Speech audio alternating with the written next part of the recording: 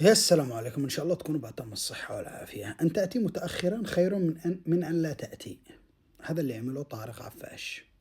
أجا بعدهم وشوف المنجزات اللي عمله، وشوف المنجزات اللي عملتها الإصلاح من 11 سنة.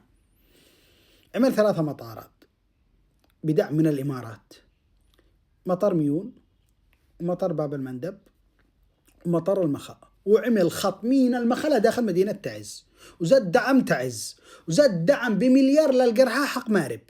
قل لي انتم يا الإصلاحيين مو عملتم، قياداتكم مو عملتم. حتى النسوان داخل تعز تغتالوهن، حتى النسوان تغتالوهن، مو خليتم. وعادكم تهاجموا طارق انه هو عميل وانه مش وطني. كوقعوا مش وطنيين وعملوا عمله، وقعوا خونة وعملوا عمله.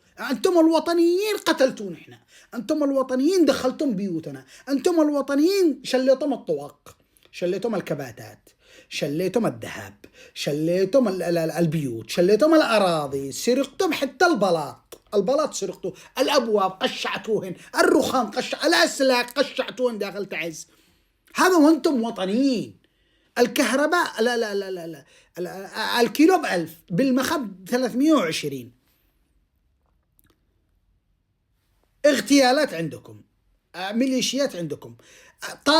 طارق من لا شيء عمل ألوية وعمل جيش. أنتم وين جيشكم؟ معانا 45,000 داخل مأرب وتعز، أينهم؟ تستلموا رواتب وهمية. لحد الآن قتلوا هاربين داخل مدينة تعز، ما قدرتمش أنكم تقبضوا عليهم، أساسا هم تابعين لكم. على من تضحكوا؟ على من تنصبوا؟ على من تزايدوا؟ وقعوا خونة. الآن طارق خائن. عملوا سعوا 3 ما عملتمش حتى ملعب كرة تلعبوا. أنتم فالحين تعملوا مسابح للجهال. أما وطن ما حسكمش عند الوطن. والله ما أنتم دارين أين الوطن، أين قياداتكم.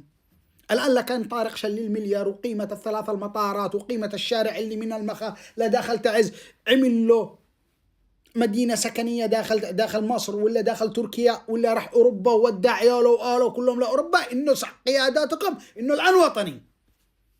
القرحة حق طارق ما قابش قريح من حق ألوية العمالقة ولا من حق المخا التابعين لطارق، إنه ما جاءوا وطلع بفيديو يصيح إلا القرحة المنسوبين داخل تعز. شحتنا بهم، جلسنا ناشد لهم داخل مصر داخل الهند، والسبب قيادتكم. لكن أنتم قيادتكم اللي كانوا يروحوا للهند كلهم يتعالجوا، والله حتى لو علاجه ب30,000 دولار إنه يتعالج، لكن ما هوش تابع لجماعة الإخوان المسلمين ما يتعالجش. على من تضحكوا؟ طارق صرف للقرحة حقه بيوت وسيارة، أنتم صرفتم عبوات نسفتم أماتهم وخليتهم خونة وخليتهم فقرة وخليتهم عملاء وهمشتوهم ولعنتم خيرهم. على من تضحكوا؟ وقعوا خائن سع طارق وعملتم للوطن. 200 هوين تعملوا. أنا قياداتكم ادوا لي حاجة تشرف. احنا ضحينا، احنا حاربنا، انتم ضحيتم عشان قياداتكم، لأن الحوثي دخل تعز يدور قياداتكم، دخل يمحيكم. طبيعي انكم